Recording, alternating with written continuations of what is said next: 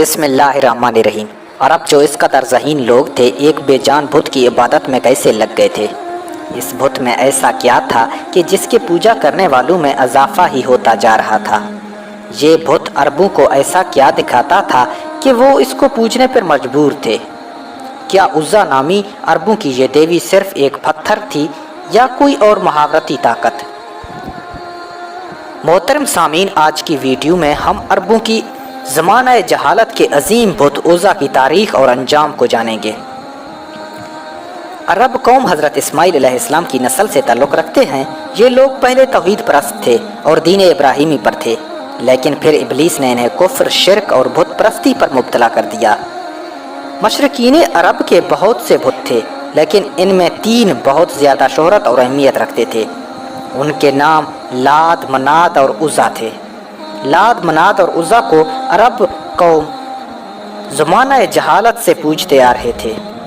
وہ ان کے آگے قربانیاں کرتے اور ان سے منتیں مانگتے اور ان کا بڑا احترام کیا کرتے تھے۔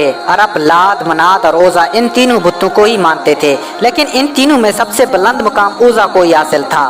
لفظ عزا عزت سے نکالا گیا ہے، جس کا معنی سب سے زیادہ قابل عزت کے ہیں۔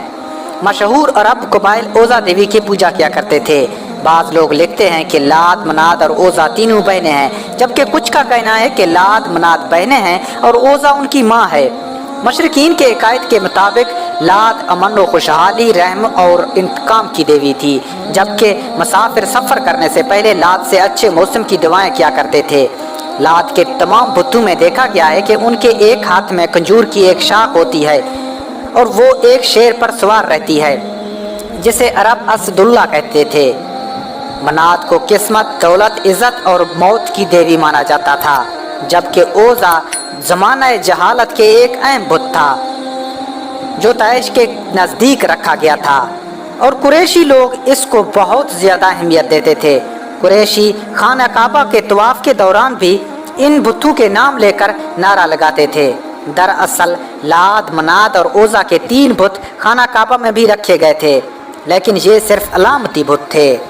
دراصل جن کے مندر بنے ہوئے تھے وہ زاد عرب کے علاقے میں تھے، جہاں عرب کے دور دراز کے لوگ آ کر ان کی پوجا کیا کرتے تھے اور چڑھاوے چڑھاتے تھے۔ ان بتوں کے سامنے قربانی گاہیں بھی موجود تھی، جہاں جانوروں کو ذبح کیا جاتا تھا۔ عرب یہ مانتے تھے کہ یہ دیویاں نعوذ باللہ اللہ کی بیٹیاں ہیں۔ ان کے نظر میں عزا عزت، حفاظت، ذات، نسل، حسن، جذبات اور محبت کی دیوی تھی۔ دراصل ان بتوں کے ساتھ 3 چڑیلیں منسلک تھی۔ دراصل یہ شیطانی عورتیں ہوتی ہیں، یعنی ماتا شیطان، اور بتوں کی دیکھ بھال اور لوگوں کو ان کی عبادت کا طریقہ سکھانے کے لیے مندر میں پجاریاں ہوتے تھے۔ وہ لوگوں کو گمراہ کرتے اور اس کے عوض بتوں پر چڑھنے والے چیزوں کو خود سمیٹ لیتے تھے۔ عزا کا یہ بت خراز نامی ایک بستی میں واقع تھا۔ یہ ایک شاندار مندر تھا۔ اس مندر میں دوبیا اسامی نامی ایک پجاری عزا کی دیکھ بھال اور خدمت کیا کرتا تھا۔ مندر کے سامنے چھائیوں کے 3 درخت تھے۔ عربی میں اس درخت کو سل کہتے ہیں۔ یہ ایک صحرائی درخت ہوتا ہے جو اجاڑ اور بنجر صحراؤں میں پیدا ہوتا ہے۔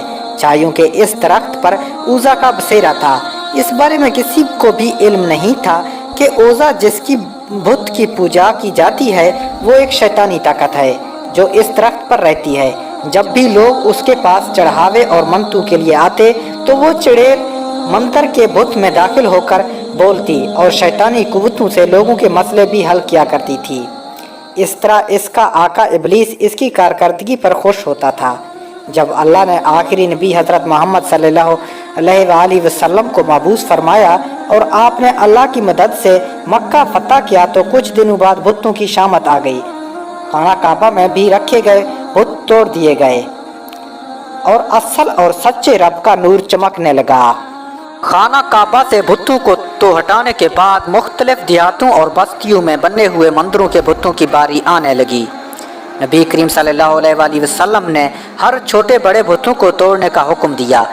چند مفسرین کا کہنا ہے کہ فتح مکہ کے موقع پر منات کے بتوں میں ایک بت کو مشرکین نے بڑی رازداری کے ساتھ عرب سے نکال کر سرزمین ہند کی جانب روانہ کر دیا اور وہ موجودہ ہندوستان کے گجرات میں پہنچا دیا گیا، جہاں اسے ایک مندر میں منتقل کر دیا گیا تھا جسے سومناتھ مندر کے نام سے جانا جاتا ہے۔ محمود غزنوی نے 450 سالوں بعد ہندوستان پر حملہ کر کے اس بت کو توڑ دیا تھا۔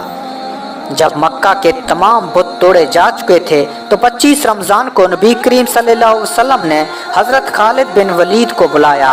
انسانی تاریخ کے سب سے کامیاب جرنیل حضرت خالد کو اوضاع کی تباہی کا مشن سونپا گیا۔ آپ صلی اللہ علیہ وسلم نے حضرت خالد کو حکم دیا کہ وہ اوضاع کے مندر کے قریب 3 چھائیوں والے درختوں میں سے ایک کو جا کر کاٹ دے، لہٰذا آپ حکم کے مطابق خراد بستی میں پہنچے۔ حضرت خالد تیسری درخت کے قریب اسے کاٹنے کے نیت سے پہنچے تو اچانک وہ اوضاع نامی چڑیل آپ کے سامنے ظاہر ہو گئی۔ وہ ایک خوفناک صورت والی برہنہ عورت تھی اور وہ شعلے برستی آنکھوں سے حضرت خالد بن ولید کو گھورنے لگی۔